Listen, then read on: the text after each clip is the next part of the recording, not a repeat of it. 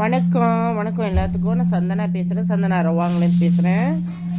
Cancer பேஷண்ட்டுக்கு தான் இந்த பதிவு. கேன்சர் பேஷண்ட் ரொம்ப பேர் 4வது ஸ்டேஜ் வந்த பிறகு எனக்கு கால் பண்ணுறீங்க, நம்ம சப்ளிமெண்ட் கேட்குறீங்க.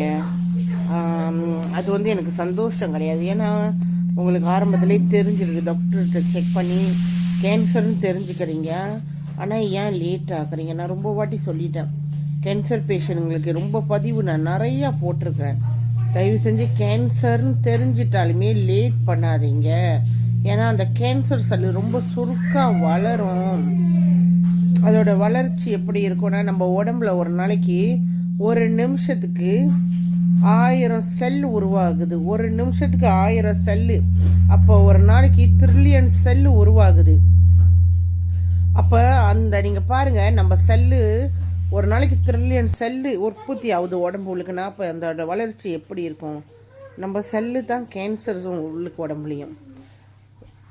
நம்மளோட செல்லு தான் நம்ம கேன்சராக மாறுறதும். ஸோ அப்போ அது உற்பத்தி ஆகிறப்ப ரொம்ப ஈஸியாக பரவிடும் எல்லா இடத்துலையும்.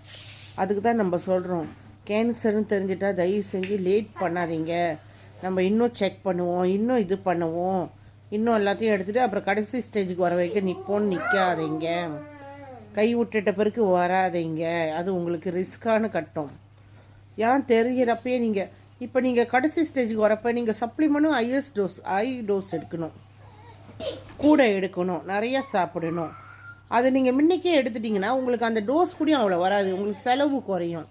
இதெல்லாம் நல்லா புரிஞ்சுங்க. நீங்கள் செலவை நீங்களே தேடிக்கிறீங்க. உங்களுக்கு முன்னைக்கே தெரிஞ்சிச்சுன்னா நீங்கள் சாப்பிட ஆரம்பிச்சிட்டிங்கன்னா செலவு ரொம்ப கம்மியாக இருக்கும், அதோட டோஸ் குறைவாக இருக்கும். அப்போ நீங்கள் லேட்டாகி 4வது ஸ்டேஜுக்கு போய் கடைசி ஸ்டேஜுக்கு வரப்போ நம்ம கொஞ்சம் கம்மியான டோஸ் கொடுக்க முடியாது, கேட்காது. அப்போ உங்களுக்கு செலவும் கூடும். இதை தான் நம்ம படித்து சொல்கிறோம். ஆரம்பத்திலே தெரிஞ்சிட்டோன்னே தயவு செஞ்சு கேன்சருக்காரவங்க ஸ்டார்ட் பண்ணிடுங்க. நம்ம சப்ளிமெண்ட் எடுக்க எனக்கு புலனம் பண்ணுங்கள். கண்டிப்பாக நான் சொல்லி தருவேன் முறைங்களை, உங்களை கைட் பண்ணுவேன்.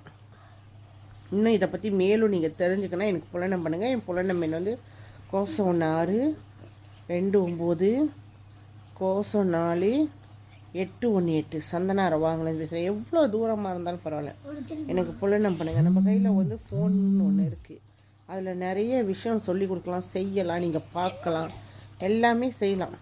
இது டெக்னாலஜி காலம். நிறைய விஷயம் நம்மளுக்கு ஈஸியாக இருக்குது. இப்போ பயப்படாதீங்க, புலனம் பண்ணுங்கள். கண்டிப்பாக நான் உங்களுக்கு கைட் பண்ணுவேன்.